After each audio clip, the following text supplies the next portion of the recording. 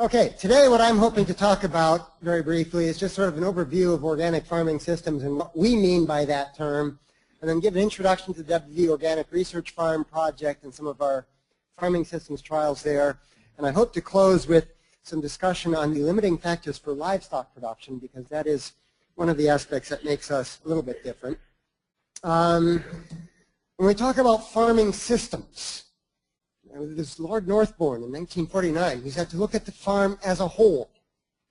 And he wanted to consider complexity and the interactions of so many different factors.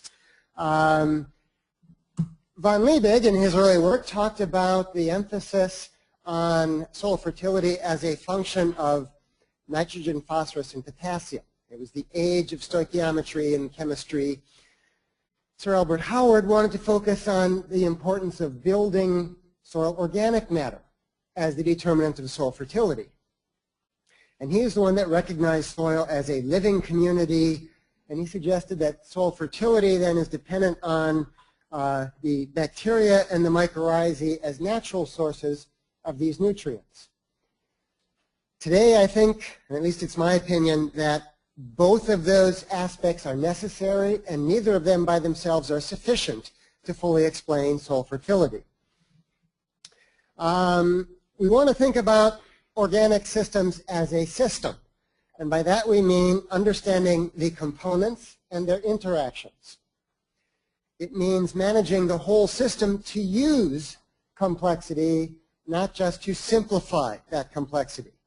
And one of the criticisms of a lot of agricultural research has been our effort to simplify the system, to look at single elements one at a time, rather than to look at the interactions. And that's a clear distinction between a systems farming research versus the component research. We want to select management practices that have multiple benefits, that have multiple functions, rather than to choose a chemical as a silver bullet to solve a problem. And that interaction of multiple management benefits is kind of a key concept of the organic farming system. And that iterative monitoring and management is one of those aspects of organic agriculture that we've tried to emphasize, to look at these site-specific applications to work within the ecosystem. It's a different research philosophy, and it is one of the aspects that has to be explained to the conventional agricultural researcher who is constantly trying to simplify the system down to single component differences. And we cannot do that effectively in an organic management system. Okay, one of the unique aspects of the WVU farm, and every long-term farming system is a unique farming system, but one of the ones that we're emphasizing has been the addition of livestock to that system. And there are a number of benefits to having livestock in a farming system. It's a high-value commodity. It's a way to use legume and forage resources that cannot otherwise be used very effectively on organic farming systems. West Virginia is a typical Appalachian hilltop farm. We don't have a lot of flat land, and so it's a way to utilize those perennials that are needed to cover steep slopes. One of the first decisions we made is that, well, if it's going to be an organic farming system, it has to be sustainable. Therefore, we cannot farm in a system that's going to produce large amounts of soil erosion. We cannot till steep slopes. So we're finding ways to use those perennial crops. And of course, it provides manure to that system. Some drawbacks. Livestock is labor intensive.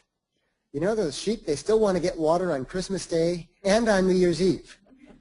They do. They get really cranky. There are additional risks that are over and above what we would expect with a cropping system. There are new kinds of pests and problems that need to be managed. There are additional costs for shelter and feed and veterinary bills. Manure management becomes both a problem and a resource, and we have to design how to manage that. And there are additional organic requirements to be certified in livestock production. It is not a simple problem of simply adding another crop to the system. One of the key aspects that we put into our system is the importance of the ley. Ley is an old Scottish-Irish term for a temporary pasture included in the rotation. And so in our system, we have a typical 4-year crop rotation. With livestock, we add 3 years of a orchard grass red clover pasture to make a 7-year rotation. And it's during that lay period that we get increased nitrogen fixation, we get the weed control benefits that have been discussed already, higher biodiversity, tighter nutrient cycling because there is a crop in place over the winter. We don't get the leaching and other nutrient losses, and we get significantly increased organic matter. So some key elements of the WVU's organic research farm. The entire farming system is organic. And when we met with our organic growers in our first year, our initial reaction was to, of course, test the organic versus the conventional system. Organic growers said, we really don't care. You know, they've already made that decision to grow organic. They want to know how to grow organically better. Which of these different system components makes the most sense? And so one of our best decisions ever was to avoid that conventional system because it really simplifies our certification and our management. We don't have to worry about cross-contaminating plots because the entire farm operates as a system. We want to integrate livestock with crop production. We do the whole systems research as well as the individual component research. We work with growers for some on-farm trials. And a key function, which is both a benefit and a curse, is that we have a lot of student involvement. One of the benefits is that students are really cheap labor. One of the drawbacks is that every year there are new students, and you go through that learning curve all over again. We've had good students, and we have some mediocre students, and I'm here to tell you that good students are better than mediocre students. Our key goal is to understand these organic farming systems. And we've got these long-term farming systems. A key component is to compare what we call a high-input system that involves the use of off-farm inputs of compost and manure versus a low-input system where all of the soil fertility is based on on-farm resources. We are not importing nutrients with the low-input system. And the goal is to determine whether we can build and maintain soil quality without those inputs of off-farm compost. We secondly wanted to find out if the integration of crops and livestock produces a more stable and profitable and productive agro-ecosystem. Organic growers insist that you have to have livestock to truly be an organic farm, and yet about 80% of our organic growers do not have livestock on their farm. So we want to test that hypothesis. The livestock we chose to use were sheep. Because it's a hilltop farm, we have relatively small plots. And based on our forage management experts, we could grow 3 sheep to graze on one plot or 1/2 of a cow. And half cows do not graze efficiently. So we also have poultry as part of our system. The poultry tends to be very much confined to smaller pasture plots, and they're not really as well integrated with the crop production. But we get some interesting results from those. These systems were started in 1999. In addition to our field crop and livestock system, we also have a vegetable system, which I won't be talking about today. But the livestock crop system looks at a rotation of potato, soybeans, wheat, and forage rape. In the livestock system, we also follow that with 3 years of orchard grass and red clover. So we have a without livestock system that has continuous cultivation in a 4-year crop rotation versus a with livestock system that is 4 years of cultivated crops followed by 3 years of pasture and hay production. It ends up being a 7-year rotation with livestock. And that produces some interesting results. The with compost versus without, we're applying compost at a rate that started out at 10 tons per acre each year. We went to 20 tons per acre in 2 of the 4 years, emphasizing the compost on the potato and wheat crops that can use the compost most efficiently. 20 tons per acre is a pretty good coating of a dairy manure compost. Potato yields were quite variable. We saw very good yields our first couple of years. Then we saw some significant weed issues. The yields have been recovering slowly. Suffice it to say that the addition of compost makes a big difference in those yields.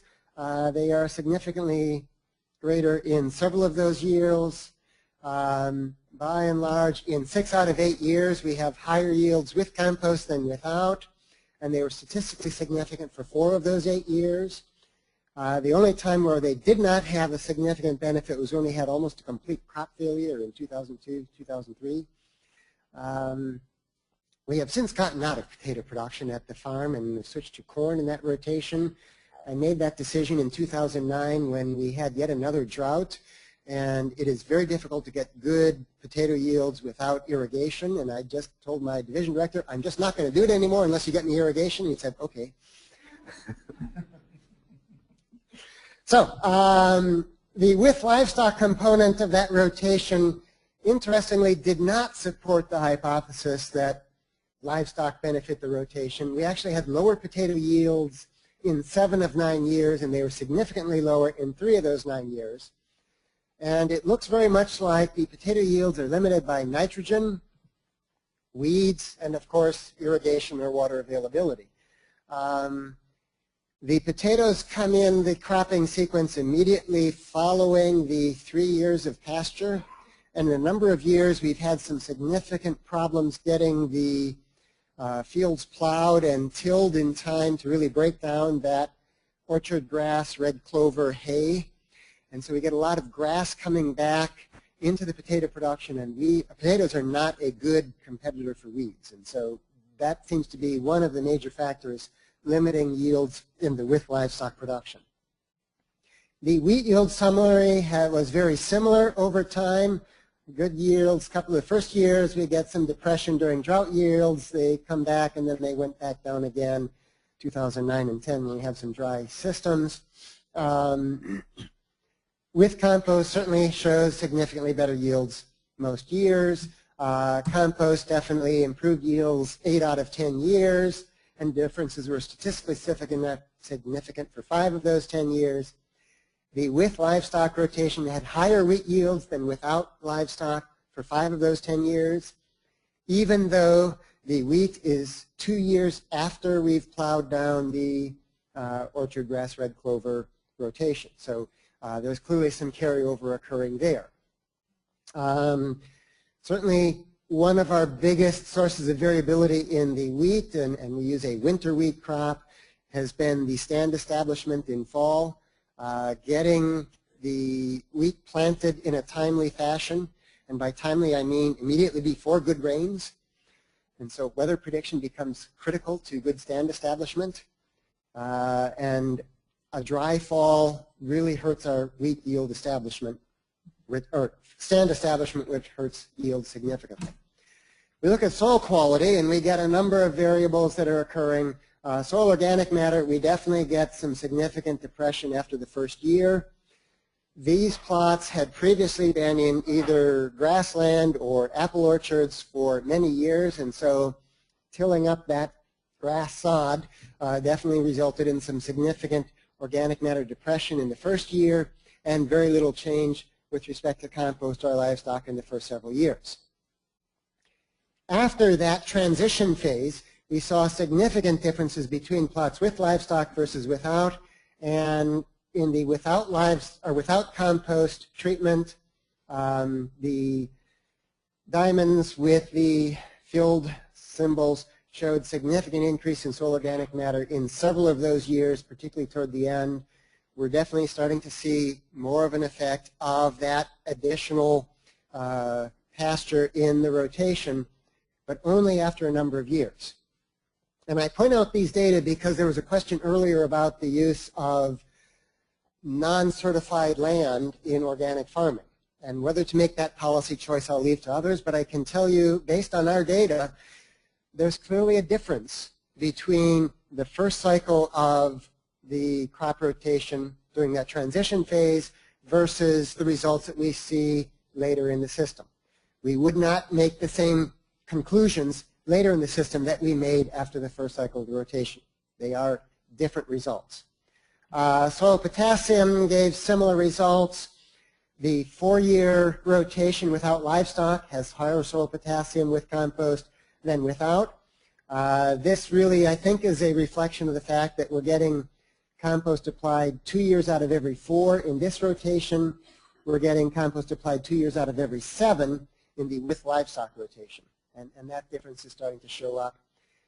Without compost, there's no real change in the potassium levels. In fact, there's sort of a downward trend as those plots are being depleted.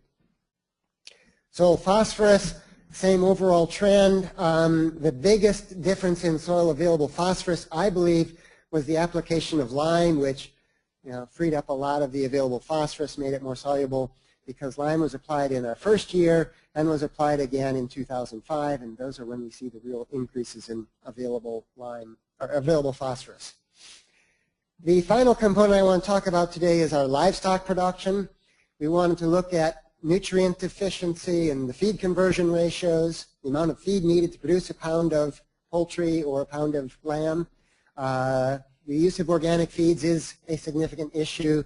Pasture access is one of the issues that we've looked at, and the herd health issue is one that has come to dominate a lot of our research efforts here. With poultry research, I won't go into a lot of this work. Dr. Joe Moritz has published a number of fairly important papers that looked at issues of the need for synthetic methionine. We found that with pasture access, you don't need synthetic methionine in poultry production. This makes a lot of the large organic poultry producers less than ecstatic, makes the small farmer much happier. The heritage breeds versus some of the fast-growing poultry breeds. Fast-growing poultry breeds grow faster. This is a statistically significant result, and that's a little bit of a disappointment to the organic growers that insist that heritage breeds have more nutritional wisdom and so on. We really cannot document nutritional wisdom in chickens. They're a very small-brained organism. We're currently looking at the use of probiotics for salmonella management, and salmonella in poultry is a big issue. Organic poultry definitely have significant levels of salmonella, and that's something that has to be managed carefully. The sheep research has been the area that I've been most involved in, and I'm going to talk about that a little bit in the last few minutes here. We want to look at the weight gain of lambs produced each year, as that's our main meat production, and we also looked at wool production from the ewes.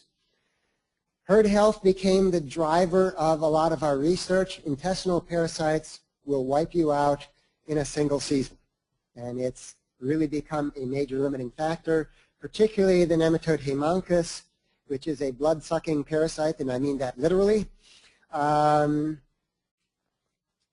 Lambs that look perfectly healthy can absorb a large dose and in 3 days go from prancing and frolicking to laying in coma, and the next day they're dead. And it's amazing how quickly that anemia develops. And so prevention becomes our major factor. Many organic growers would like to be organic sheep producers, and they have a mixed operation because they insist you cannot grow sheep organically. I think we have a system that works. One of the issues that we looked at was the amount of forage available to the sheep, and we show that by allowing lambs a higher proportion of pasture, more forage allowance, we definitely get higher yields, and it's significant in at least a couple of those management periods. We look at something called a creep gate. This is a gate in the fence that allows lambs to nurse their mothers and then go wander off into fresh pasture that the adults do not have access to. A creep gate is basically a gate with very narrow bars that only the little lamb can get through, and so they get fresher grass. We saw no significant benefit to the use of a creep gate. And in hindsight, what we found is that although the lambs can go out and graze in fresh pasture, they also come back and graze with the ewes, and in that process pick up a very high parasite dose. We looked at supplemental protein for the mothers, the ewes. Getting supplemental protein did seem to produce higher lamb weights. We looked at a variety of other indicators. One of the ones that we think is most important is the proportion of lambs that remain organic at the end of the growing season. Lambs have to be certified as organic. You cannot use a synthetic anthelminthic to treat for parasites, but if conventional or if organic anthelminthics are not succeeding in providing the health and protecting the health of the animal, and with a heavy dose none of them work, you are required to use a synthetic anthelminthic. Organic standards prohibit the withholding of conventional medications simply to maintain the organic status of the animal. The animal's health and welfare comes first, not the profit of the grower. And so maintaining that organic status is one of the more important measures. In this particular experiment, we were able to get some cases as high as 50% of the lambs to finish with organic status, and in other cases as low as 20%. One of the reasons that we've had some issues with this is that as part of our experimental design, we do some bad management. Our goal is to stress the animals to show differences in our systems. And I can tell you that with poor management, we are successful. In some years, we are able to finish none of the lambs as organic. We have to treat every single one. So in other systems, with our longer-term systems, we've devised systems whereby we maintain long-term productivity with very low levels of nematode infection. One of the most interesting results we have is that lambs born as twins tend to have lower weight gain, and a much higher likelihood of intestinal parasites and less likely to remain organic than lambs born as singles. About half of the ewes will produce twins. And normally, conventional growers will try to breed for a higher proportion of twinning. And we're looking at the need for organic growers maybe to select for ewes that have a lower frequency of twinning, because you actually get much better yields from single lambs. This clearly implies a nutrition interaction with nematode susceptibility in the sheep, but nematode immunology is very complex, and we're still working on that. We conclude that productivity has to be measured over many years.